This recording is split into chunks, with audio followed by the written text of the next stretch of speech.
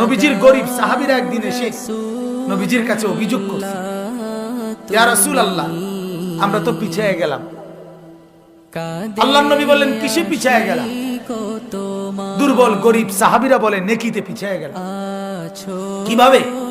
বলছে, ইয়া রাসূলুল্লাহ, আমাদের সাথে যে ধনী সাহাবী, যাদের সম্পদ বেশি, তারা অন্যান্য বন্দেগী তো আমাদের সমানই করে, আমরাও তাদের সমান করি, কিন্তু দান সদকার ক্ষেত্রে তারা তো বেশি কইরা আমাদের চাইতে আগায় যাইতেছে। আল্লাহর রাস্তায় জিহাদে দান করতে পারি না, মাল নাই, আমরা তো পিছিয়ে গেলাম নেকিতে।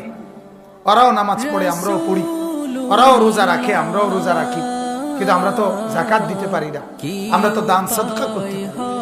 আল্লাহ নবী সাল্লাল্লাহু আলাইহি সাল্লাম তখন বললেন, তোমরা 5 ওয়াক্ত নামাজের পরে 33 বার সুবহানাল্লাহ, 33 বার আলহামদুলিল্লাহ, 34 বার আল্লাহু আকবার এই তাসবিহ পড়বা 5 ওয়াক্ত নামাজের পরে।